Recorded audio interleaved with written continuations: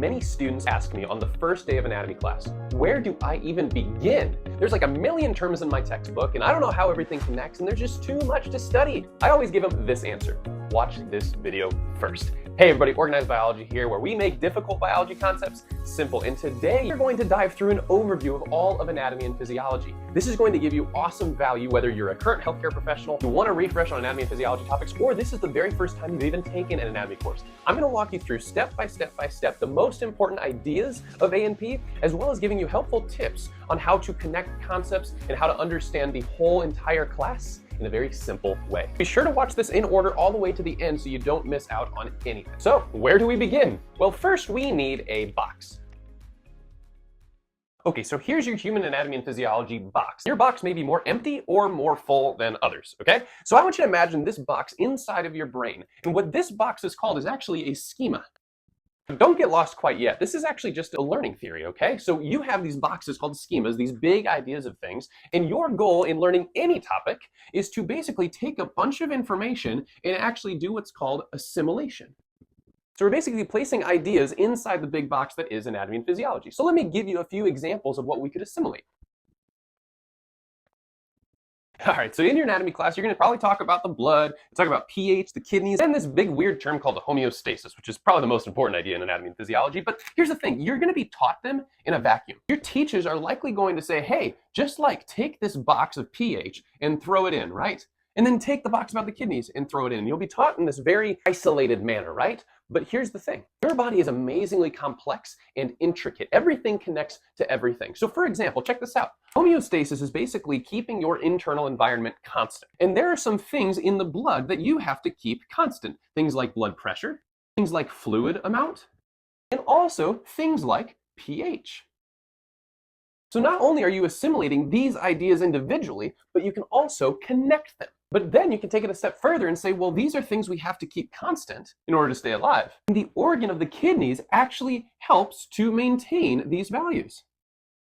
So not only do you want to assimilate each individual piece of information, you also want to draw connections, or think of these as little strings or wires connecting the ideas before you actually place them into your big box of anatomy and physiology. So throughout this whole video and throughout your class, I want you to try to draw as many parallels as possible because that's going to increase your learning. The big first question, let's get it out of the way. What the heck is anatomy and physiology? So anatomy first, what does that mean? Well, anatomy just refers to the structures of the human body. So anatomy always answers the question, what does it look like? As well as, what is it made of? So one of the ways I demonstrate this in class is I pick up a random object like this pillow, and I basically ask, what is the anatomy of this pillow? And most of the time people will say, well, it is white, right? So what does it look like? It's white, it's got some blue lines on it. It's got these little weird tassels that kind of confuse me. And it's also soft, right? So these are all the structures of this pillow. But that's not the whole story, right? You see, we know the structures of the pillow, it's pretty obvious. A kindergarten student could answer that. But then the question is, what does this pillow do? Well, obviously, if you're going to bed, you use a pillow to obviously cushion your head as you sleep. You could use it as a throw pillow, which I never fully understood why it was called a throw pillow. Or maybe it could serve as some back support, right? So that as I teach, I can just feel relaxed. But now I can't really write on the board, so I'm going to get rid of this throw pillow. Well, all of that to say was all the things that the pillow does, or its functions, right? And that's going to be the physiology. So what question are we answering here? Well, we're answering the question, what does it do? Now, these are not separate ideas. They're one and the same because the structures of the body will determine the functions of the body. So I always say that structure determines function. So let's take an example inside the human body on relating the structure to the function in a cell called a neuron. So here's a tip. Whenever you are starting to learn about a certain subject, like a neuron, I want you to ask the question first, what is the neuron's anatomy? Remember, because if you can determine its anatomy, you can probably determine its physiology as well. So looking at this neuron, well, what do we have here? We have these little antennas, in a way, called dendrites. I say antennas because they kind of look like these little branch structures, right? So that's the structure. In some neurons, this one specifically has this long end that is covered in insulation. And this insulation is called myelin. So we're insulating this long part of the neuron that can actually be up to about 3 feet long, which is absolutely crazy. So based on what you see, right? You see these antennae in a way. You've got this long part called the axon that's covered in insulation. What do you think this neuron does? Well, based on what it looks like, if this is an antenna, we know that antennas receive information. So we could say the dendrites, the anatomy is kind of branched, and the physiology, the functions of the dendrites would be to receive information. Whereas the axon is this long insulated process, right? Just like you see probably in different types of wiring, right? So you see the wire, but you see the insulation on the outside of the wire. And what the wires do, the insulated wires do, is they help send signals.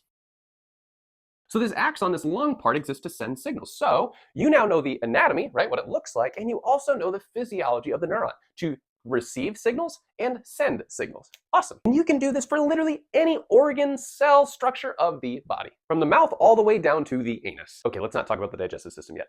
All right, great. But why do we have these neurons? Why do we have kidneys?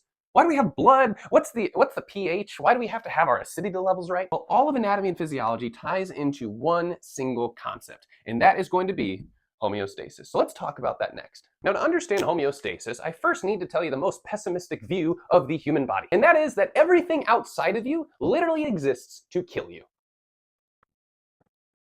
Now, if you don't believe me, let me just give you a short little list. Okay, so fun fact, the air temperature is 70 degrees Fahrenheit. Well, you know that your body temperature needs to stay probably around 98 degrees Fahrenheit, right? Furthermore, there are probably trillions of bacteria crawling specifically on your phone right now, maybe on your mouse or your computer, and if they were to hop into your bloodstream, they would likely murder you. And furthermore, the air outside likes to evaporate water. If you haven't realized this before, if you spill some water, you come back the next day, it's all gone, it all evaporated, right? Well, your body is made of 65% water, and the air could quite literally evaporate you very quickly.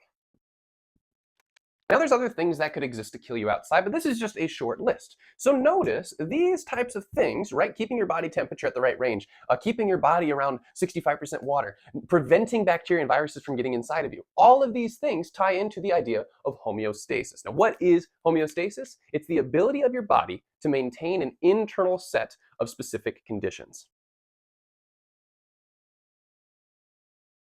Okay, so we've got all these things inside of your body you have to keep within this certain set, right? And you have to be able to maintain it. So for example, with body temperature, I gave you a specific range of 97 to 99 degrees Fahrenheit. So this is considered the homeostatic set range.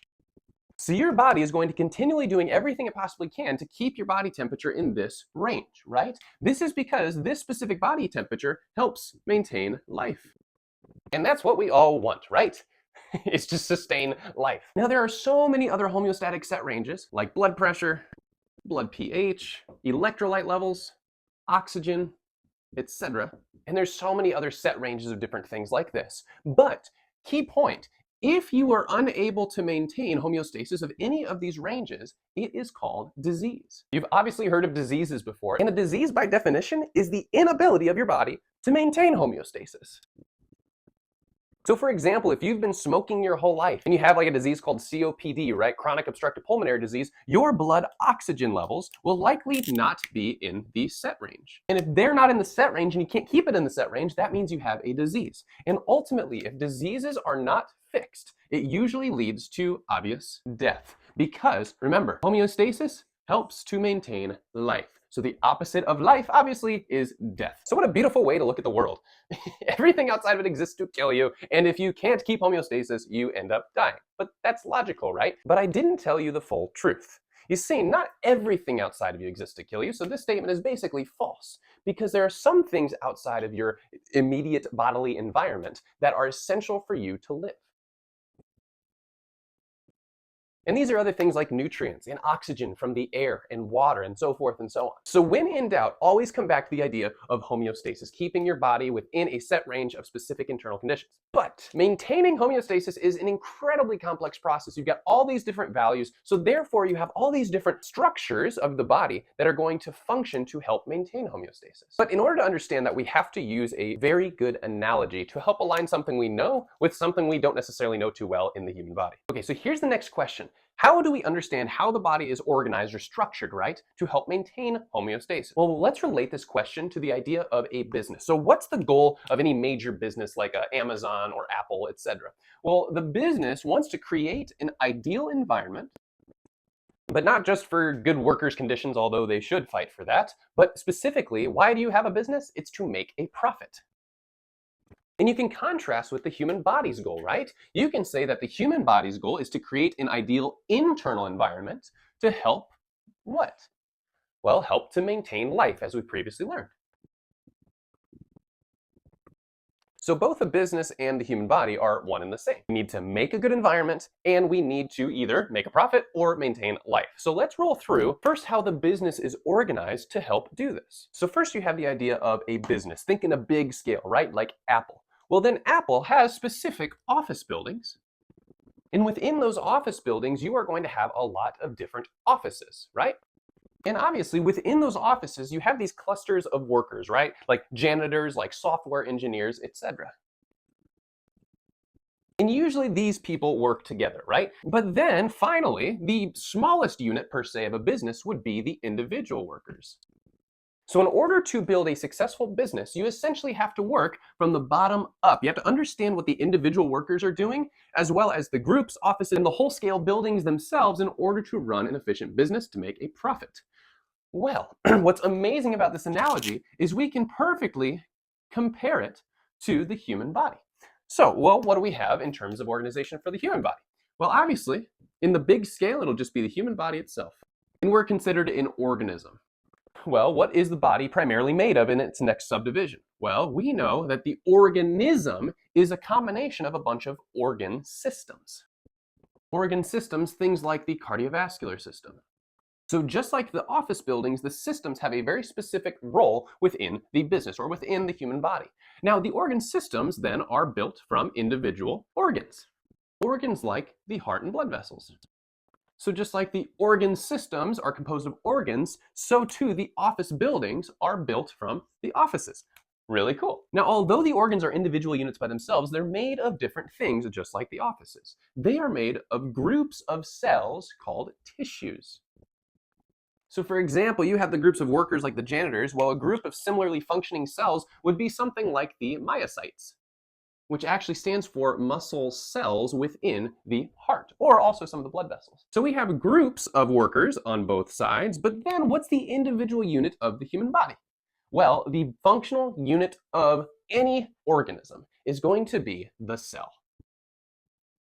So an individual myocyte would be a cell. But here's where the human body is a little more complex than a business per se, is because the cells are further subdivided into smaller and smaller parts. So the cells are made of organelles, which are made from macromolecules. Organelle meaning quite literally a tiny organ within the cell. Macromolecule meaning big molecules, followed up by molecules, and finally atoms. So this is not to scare you. I'm going to go through some of these things here in a little bit. So here's the thing. In order for a business to function properly, all of the individuals' workers need to know what to do, when to do it, how much, how little, right? In order to function properly for the business to make a profit.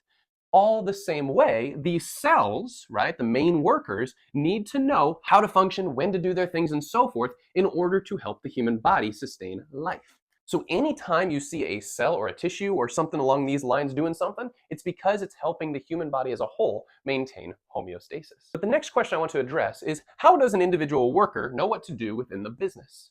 In other words, how does a cell know what to do within the human body? Because you are made of quite literally 30 trillion cells.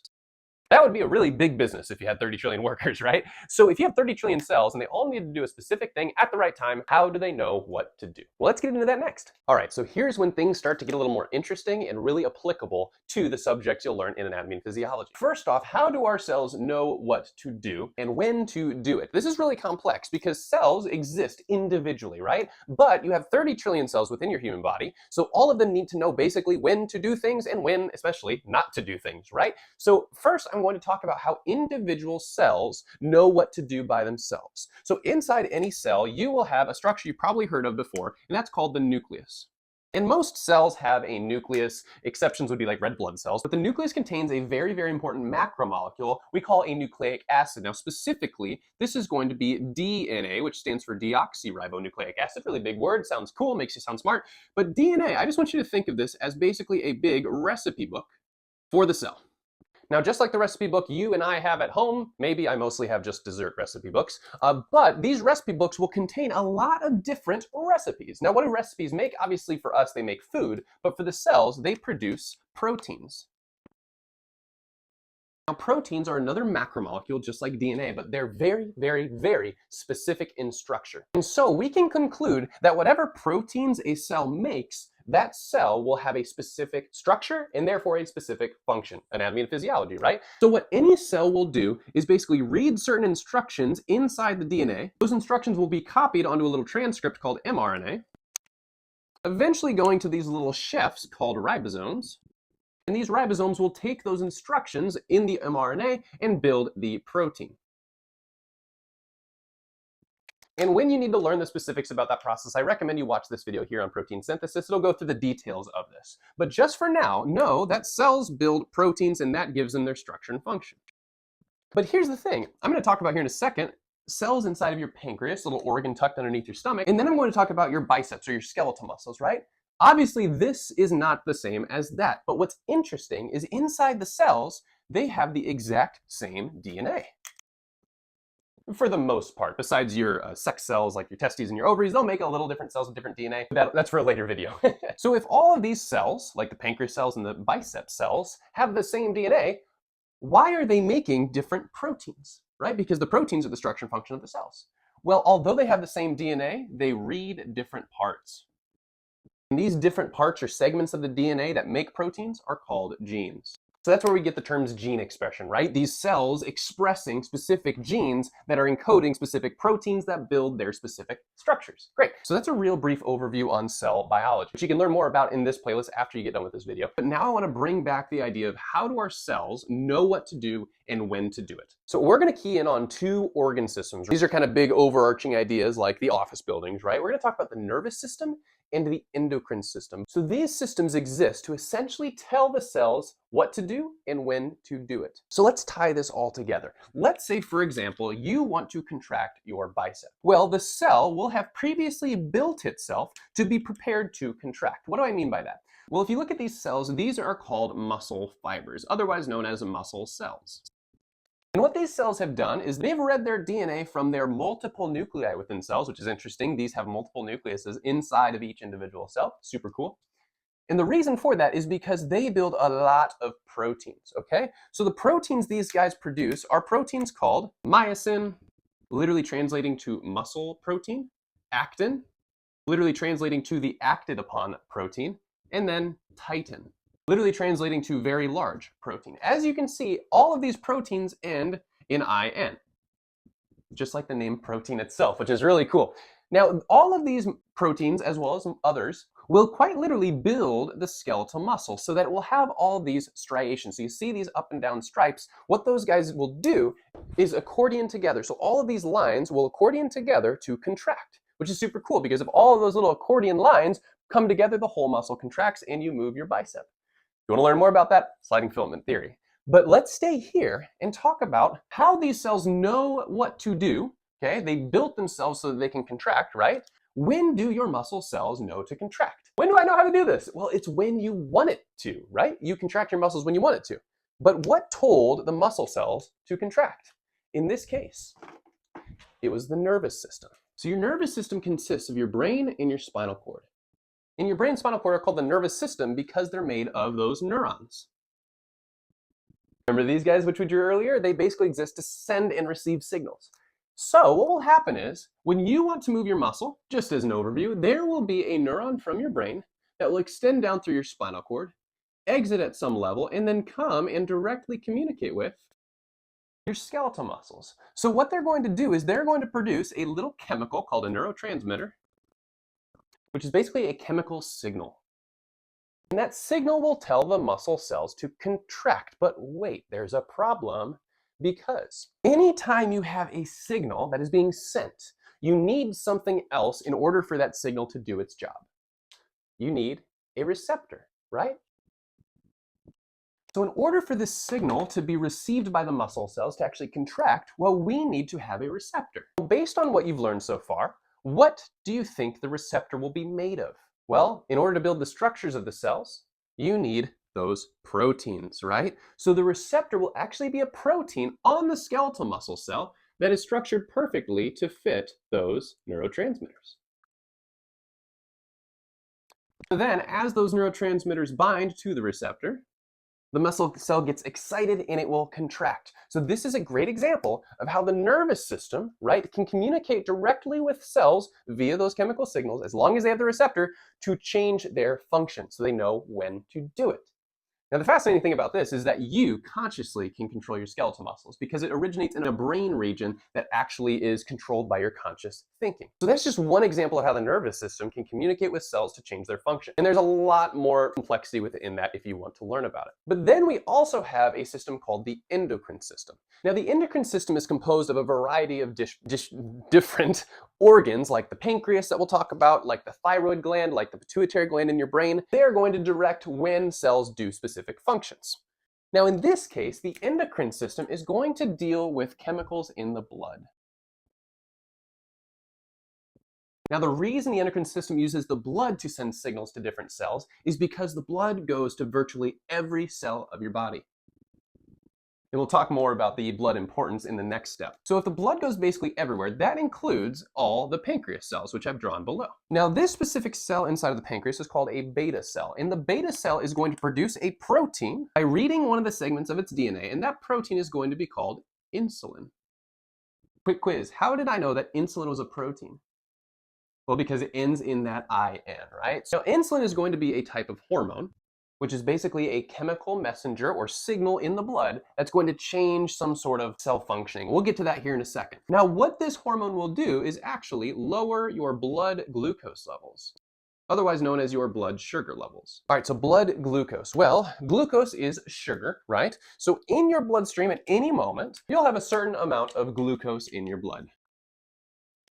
And just like we talked about earlier, glucose has a specific set range in terms of homeostasis in your body. And that set range is anywhere from 70 to 100 millimoles per deciliter. That's not a unit you need to memorize by any means. I just mean there's a range, right? So let's say, for example, right now, your blood glucose is at 140 millimoles per deciliter. Well, that obviously is outside of the homeostatic range. So what would cause this? Well, if you ate a really sugary food like candy bar, your blood sugar will likely spike because all that sugar dumped into your bloodstream. We know that that is bad. So we need to bring it down. How do we do it? We need to do it with that hormone insulin because it'll lower our blood sugar levels. But here's the thing.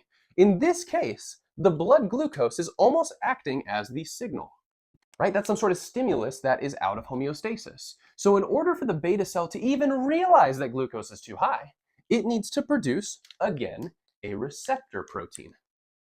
And this receptor protein that it made from reading a specific segment of DNA is going to detect blood sugar levels. And obviously, as soon as it detects this high blood sugar level, it's going to induce a cellular response that will kick insulin into the bloodstream.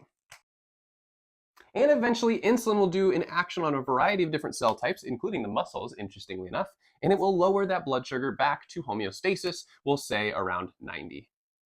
So the two systems of the body, the nervous system and the endocrine system, will basically tell these cells directly through neurotransmitters or actually through hormones to go and act on other cells and tell them what to do and when. But wait, I have another question that's kind of bothering me. How did these cells actually have the bricks, per se, to build themselves? How did this cell build itself with no materials? How did this cell build itself with no materials? Think of these cells as just like houses. They didn't just build themselves. They needed raw materials in order to build it. So the question that's coming up next is, how do your cells get what they need? So now we're going to answer the question, how do our cells actually get what they need? And if this has been helpful so far, this entire video series, please consider liking this video, subscribing to the channel. I'll continue to make all these complex ideas more simple at Organized Biology. So first we need to start with the cell itself. So this is going to be any cell, and notice I've drawn a lot of cool little structures inside of the cell. So the cell, as you can see, is made of a cell membrane, which we can see is what's called a fat or a lipid, right? So this is made of a fat. Then we've got a lot of these different proteins, right, the cell has built, and it's in its membrane. There will also be different proteins basically inside of the cell too, within the nucleus membrane as well. We'll also have some carbohydrates that will act as little ID tags on the cell, and we'll talk about the need for them in terms of energy production here in a second. And then finally, we also have our nucleic acids in the nucleus, right? And then water. So the cell is built of a lot of things, and it needs a lot of things to continue functioning properly. So I'm going to split the cell's jobs in a way in terms of number one, building itself, as we mentioned previously, as well as we need the ability to produce energy within the cell. And energy in terms of the cell is going to be through a molecule called ATP. Now, I made a couple videos on ATP if you're confused about it, so hop over there if you need to. But ATP is basically the energy currency molecule for the cell. So just at like an arcade, you need to use those little tokens. You need to basically convert any sort of money out here into those tokens so that the game can work properly. We have to convert energy from the outside environment that we'll actually eat, and we need to convert it into this molecule. So how do we do that? Well, we need to go through a process called cellular respiration. And the best kind of cellular respiration in terms of your textbooks will be when we take a carbohydrate called glucose, and we'll basically burst the glucose apart with a very, very important molecule called oxygen, which is a gas, O2. And what will happen is we're going to do some chemical reactions with that and produce our happy molecule ATP. But we'll also make two other byproducts, one interestingly being water, as well as carbon dioxide. So this is the classic cellular respiration equation where we're basically taking carbohydrate and oxygen, blowing it up, making a lot of ATP, and then producing a couple byproducts. So that's happening within this cell.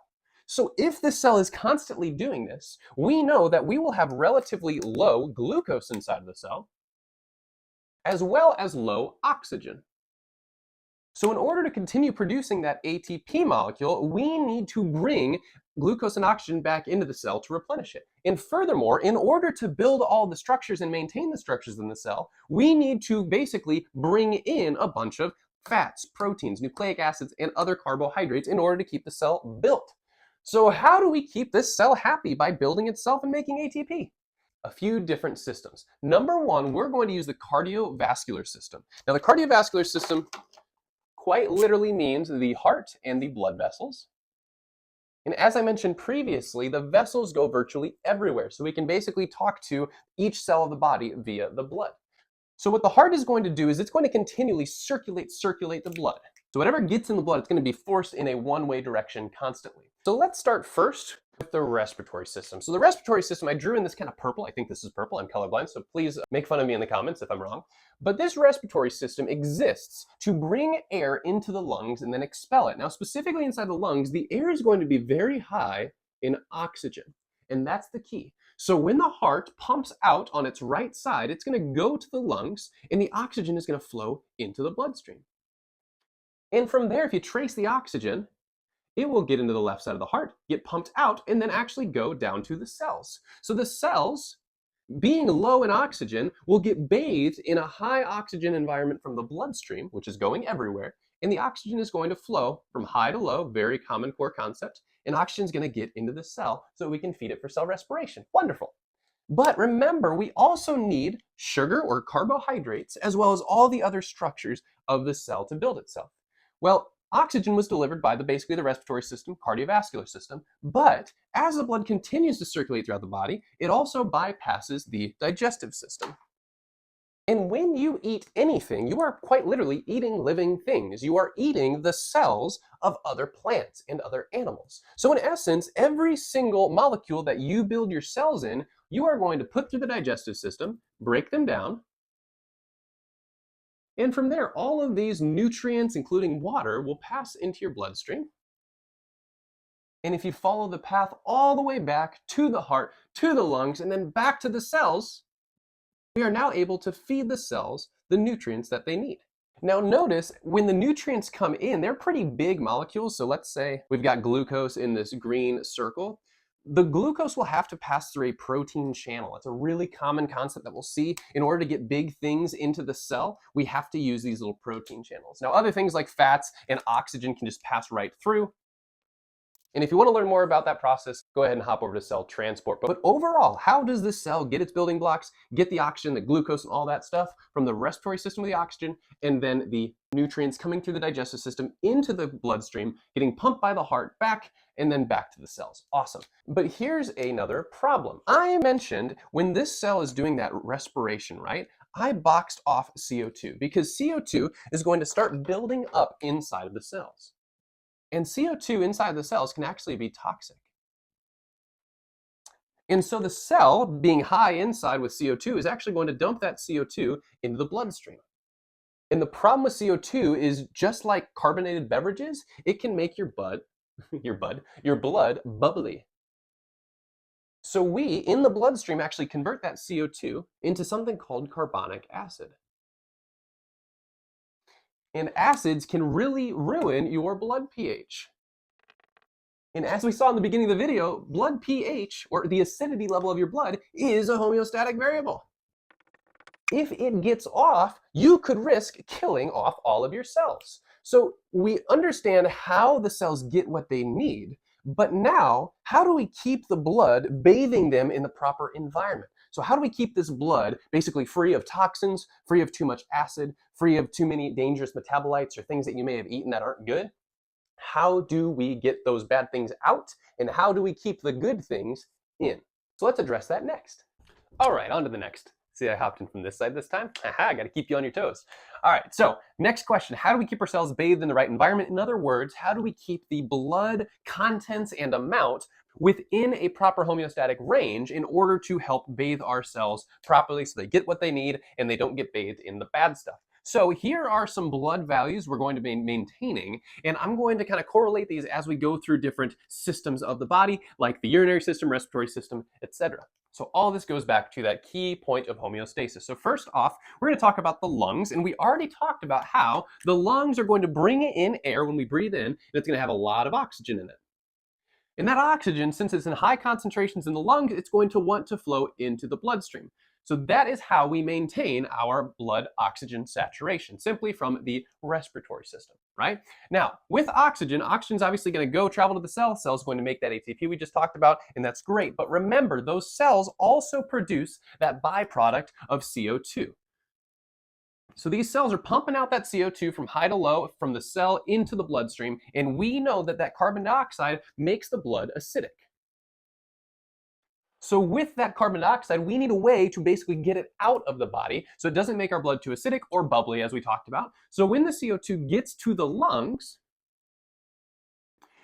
inside the lungs, there's a relatively low amount of CO2 because of the air outside of us is very low in CO2. So that CO2 will flow from high concentration to low into the lungs, and then the lungs will compress and push that CO2 out. And that will actually help make our blood slightly alkaline, which alkaline is basically the opposite of acidic. But what is acidity anyway? Well, I go through it in more detail up in this video here, talking about basically acids and bases as the basics. But what acidity is basically hydrogen ion amount. So the more hydrogen ions, the more acidic the solution will be, okay? So how does CO2 that has no H in it make basically the blood more acidic and have more hydrogen ions? Well, CO2 will rapidly combine with water in the bloodstream and actually be converted into hydrogen ions and bicarbonate ions. So since we increase that hydrogen ion amount in the blood from having a lot of CO2, forces the reaction to make those hydrogen ions. So in essence, the lungs can kind of play with the hydrogen ion amount by playing with how much CO2 is exiting the lungs. So the respiratory system in the lungs really help to regulate our blood pH. Awesome. Now, let's talk a little bit more about these hydrogen ions and potentially other electrolytes inside of the bloodstream. For example, we'll have ions like calcium, sodium, and potassium in the bloodstream in certain concentrations, right? Now, these are charged atoms, so they're actually called electrolytes because charge means they have some sort of potential of electricity. Kind of cool, right? And you've heard of them in your Gatorades before, right? Gatorade has some sodium, maybe some potassium in it. Great. So your blood concentration of these electrolytes has to stay constant. Very important. Now, if you were to not drink any water or not drink or eat anything with these things in it, you still have to keep the electrolyte levels constant in your blood. So what is keeping those electrolytes constant in your blood? The kidneys. The kidneys I like to think of as basically the greatest garage organizers in the world. Now, what do I mean by that? That has nothing to do with electrolytes unless you store a lot of Gatorade in your garage. Well, when you're cleaning out your garage, what you have to do is take everything out first, right? So what the kidneys do first is they take all of these things out of the blood, essentially filtering them, and they will decide, hey, what needs to stay in the blood and what needs to go out of the blood. Anything that needs to stay in the blood, the kidneys will actually be able to reabsorb back into the bloodstream. So what types of things will the kidneys reabsorb? Well, the kidneys will reabsorb good things. So things like glucose and amino acids, the base unit for proteins, as well as anything like electrolytes that are getting too low. So let's say for some reason you have low sodium in your blood, right? And you're not eating any salt, so you're not replenishing it that way through the digestive system. What the kidneys will do is decide, hey, we have low sodium in the blood, and we need to keep it up, right? So the kidneys will begin throwing back those sodium ions back into the bloodstream. But wait, the kidneys can also decide, hey, what if something is bad? Or what if something is in excess? Well, in that case, what the kidneys can do is throw the excess or the bad stuff into urine. So let's say, for example, you just drank a gallon of water in 5 minutes because you're stupid and you want to, I don't know, do some sort of challenge that your friends wanted you to do from TikTok. Never a good idea. And so all of a sudden in your blood, you've got just a ton of water. Well, if you have way too much water in your bloodstream, what could happen is your blood volume, your blood pressure would get increased. You could pop some blood vessels. Bad things could happen very quickly. So what your kidneys will do is it'll detect all of this water and decide, whoa, there's way too much here. We need to excrete it out as urine. So obviously your urinary bladder right here will fill up, and you will have to pee a lot because that is what happens when the kidneys filter out excess stuff as well as bad things, things like urea, for example. And last but not least, the kidneys can also decide how much hydrogen ions to reabsorb as well as what we call buffer. Now, I'm not going to go into the details of this, but buffer almost acts like a little molecular Swiffer that will help sweep up those hydrogen ions to prevent the blood from getting too acidic, okay? So think of the buffer as like a Swiffer duster and the hydrogen ion kind of like the dust, right? So let's say there's way too much, we'll say hydrogen ions, so the blood is really acidic. So there's a lot of hydrogen ions in the blood. What will the kidneys want to do? Well, there's too much, right? So what will we want to do? We'll want to excrete it out as urine. But the kidneys go one step further and say, well, I'm going to excrete out some hydrogen ions, but if it's really bad, what I can actually reabsorb is more buffer. Things like bicarbonate, which you can learn about in my other videos here. But in essence, the kidneys are just adjusting constantly based on what's in the blood so we can keep these values constant. So, as you have noticed, the kidneys are able to, number one, regulate your blood volume and pressure, also through a process called the renin-angiotensin-aldosterone system you can learn about there. We can also regulate pH, that hydrogen amount with the kidneys, and you can also help regulate electrolyte levels in the blood. And you could argue that things like urea and other toxins can be excreted out of the blood, so the kidneys will excrete those out into urine as well. Nice. Okay, so now we're back to the heart, and clearly I have not mentioned two other things that are on my board. We've got the lymphatic system, and we've got the liver, which is just an organ, not a system like these guys are. So let's talk about the liver first. The liver will contain, if I had my green, much better. The liver will contain a lot of neutralizing enzymes. And enzymes are basically proteins that the liver cells, the hepatocytes, are producing constantly. And these are proteins. So these enzymes act as little scissors or staplers for chemical reactions, and these enzymes will help neutralize different toxins. The enzyme that helps neutralize alcohol is actually called alcohol dehydrogenase. Big scary word, but know if it ends in ase, you know that it is an enzyme. Basically doing a chemical reaction to neutralize the alcohol. Now, regrettably, that makes a intermediate called acetaldehyde, which is basically kind of cancer causing, which is not good. So that's why excess alcohol ingestion is a really bad thing, and actually can ruin your liver from that through cirrhosis. So that's just one thing the liver does, is that it frees up the blood from those toxins, but it'll also help to package carbohydrates, adjust lipids, alter protein synthesis, all sorts of things. The liver is an amazing organ. Last but not least, we've got the lymphatic system. Let me erase this here. Now, the lymphatic system is a separate circulatory system. So know that the bloodstream is the cardiovascular system, otherwise known as a circulatory system, because we're circulating blood throughout your body. And there's actually 60,000 miles of it, which is crazy. But at the level of the cells, which is really tiny, we're actually going to feed the cells by losing some fluid in the blood out through these little holes of the blood vessels. This is called capillary exchange, and as the fluid gets out, some of the nutrients like glucose will actually go into the cells and help to feed the cell. But that being said, you are losing some fluid from the blood, right? So if you lose fluid from the blood, you will lose blood volume, right? So if that kept happening, you would all of a sudden have no blood left. You just lose it all as fluid, and that's a bad thing. So what happens is most of the fluid is reclaimed back into the blood, about 90% of that fluid, through a process called osmotic pressure. But then 10% gets stuck, just stays there. Actually not. This is where the lymphatic system comes in. And what the lymphatic system does is it reclaims that 10% of fluid that we'll now call lymph. All right, so why are we doing this? Well, as you can see, the lymph is eventually going to make its way back into circulation. It'll actually dump back in your subclavian vein right under your clavicle. But what's interesting is inside the lymphatic system, these vessels, we will have very, very important cells. And these cells are going to be called lymphocytes. And lymphocyte literally means lymphatic system cell. And what the lymphocytes do is they help mount an immune response. If there are bacteria or viruses or any other pathogens, right, disease-causing things inside of that fluid. So think about it. If there were some bacteria that somehow got into your blood, that bacteria might leak out and get into the lymphatic system.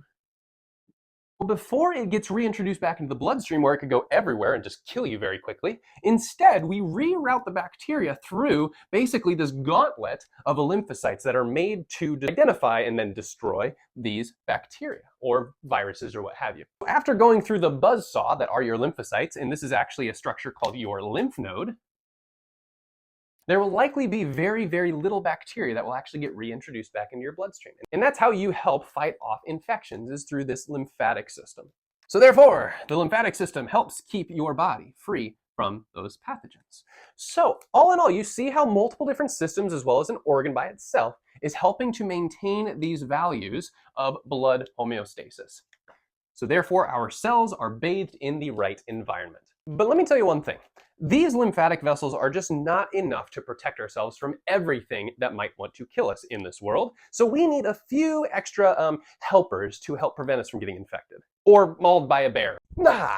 Okay. Your nervous system likely detected that frightening face, but I also came up really close to you. So your nervous system detected that, right? You sensed it, and then you probably jumped a little bit, right? So you were trying to protect yourself specifically with some muscles to either fight me or run away from me. So next we got to talk about how we protect ourselves. So let's first talk about how we externally protect ourselves.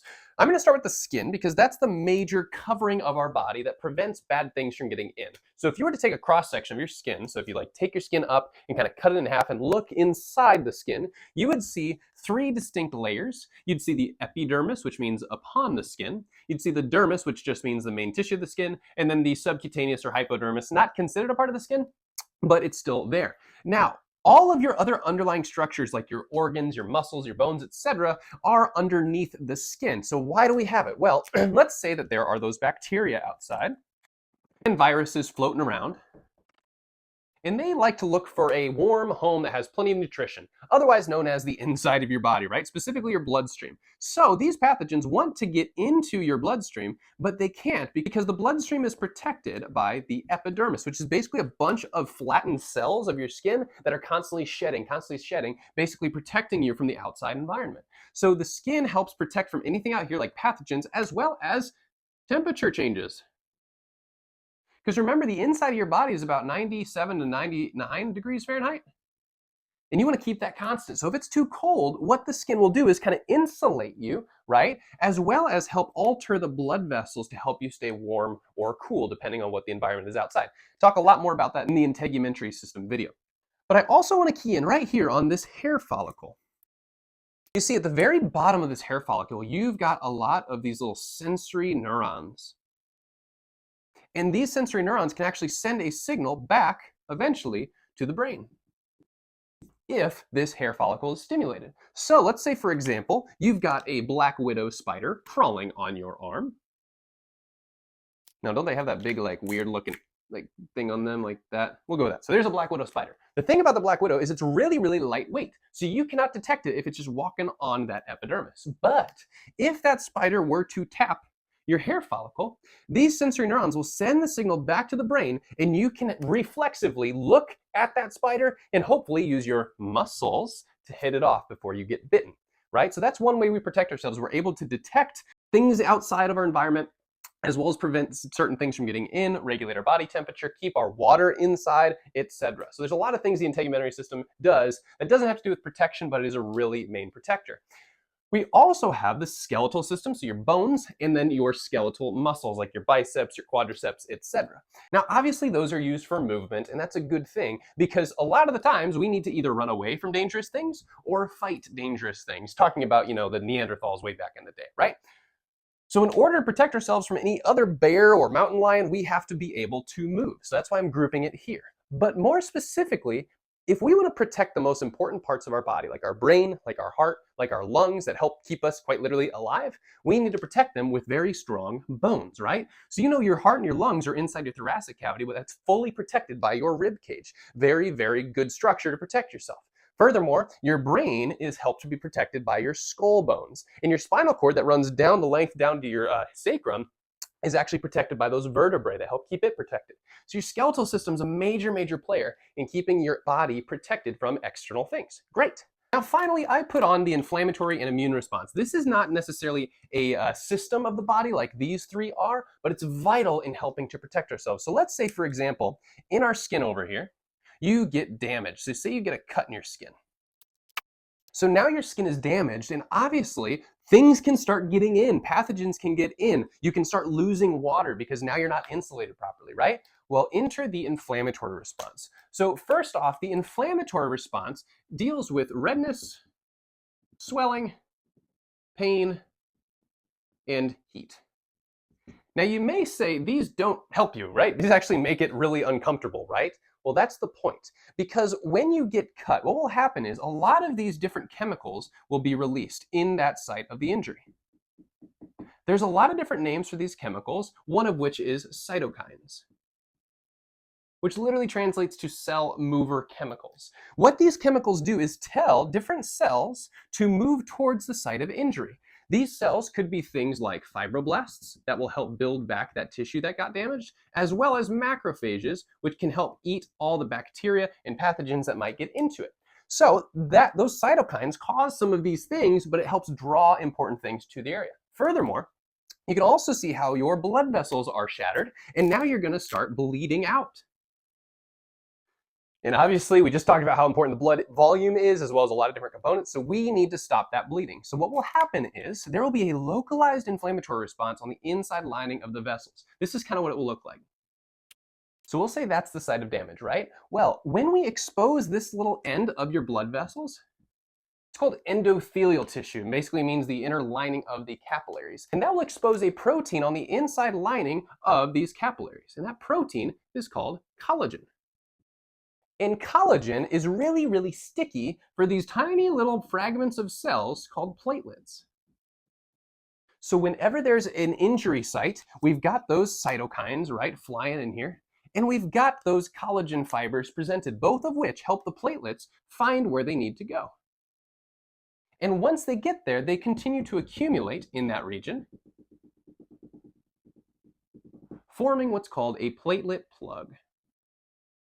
And once that plug is made, there will be another protein come in here called fibrin that will secure that clot to the inside so you stop bleeding. Now, there's a million steps to this process, but it all comes in with that inflammatory response as well as the blood clotting cascade. So these are different ways that you can externally heal yourself as well as a little bit of internal healing, in addition to all of those different immune responses that we talked about with the lymphocytes fighting off the bacteria and the viruses in the lymphatic system. So amazingly, your body has so many different ways to protect itself. So now we've lived a good life. We've kept ourselves alive. We've protected ourselves. We've maintained homeostasis in a variety of ways, but how do we keep the human species going? I think it's time for a chat about the birds and the bees. All right, Male and female reproductive systems. The whole goal is to produce offspring, but not only that, we want to produce diverse offspring. That's the reason we actually reproduce sexually, because we're combining male and female DNA into a zygote, otherwise known as an embryo or developing baby. And by doing so, by combining two separate people's DNA, we make a very diverse zygote. Very different from bacteria that replicate asexually, where it's basically an exact replica or basically a copy of themselves. Whereas here, we're making a brand new human. Super cool. Now, in order to excessively diversify all these chromosomes, we're going to go through a process called meiosis. And meiosis is a type of cell division where the number of chromosomes that we start with will actually split in half. So a normal functioning human cell will have 23 pairs of chromosomes. What does that mean? Well, chromosomes are just DNA organized into these little chapter books called chromosomes. And so in each person, male and female, all of our cells have 23 pairs of them. Where did they come from? Well, here's a pair of chromosome 1s. This is a chromosome 1 from this person's dad. And the other one would be a chromosome 1 from that person's mom. So quite literally, all of their cells in their body will have this type of arrangement. One from dad, one from mom. When we get to chromosome 2, we'll have one from dad, one from mom, and so forth and so on 23 times. Okay? Same thing goes for the female. This is that female's father's chromosome 1 and the chromosome 1 from mom. Which makes sense because we are quite literally just a combination of our parents' DNA, right? Now, keep in mind the goal though of meiosis. It's to split the chromosome number in half.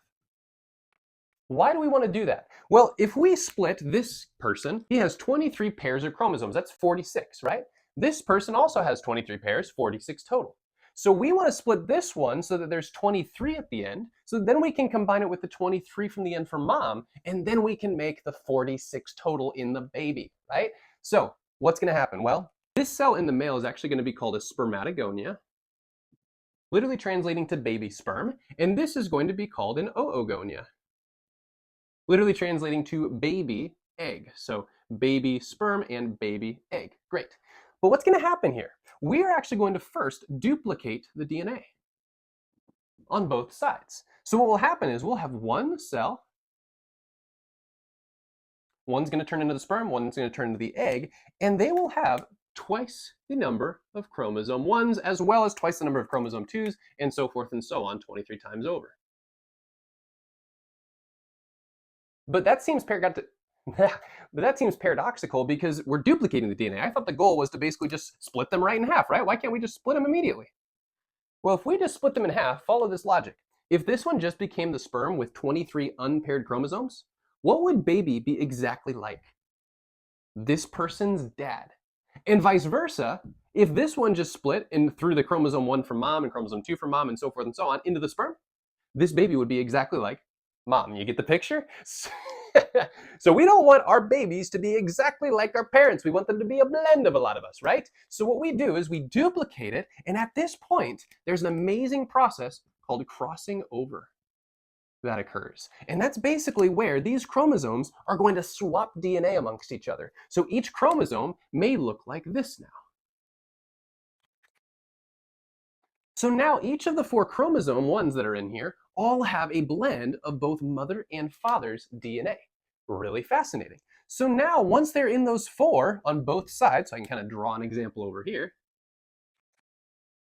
we will divide these cells twice. So we'll divide them once, a couple of those chromosomes will get passed on, and then we'll divide them again to make 4 new ones, each with an unpaired chromosome. And the same thing will happen on this side. I'm just going to skip some steps all the way to the end.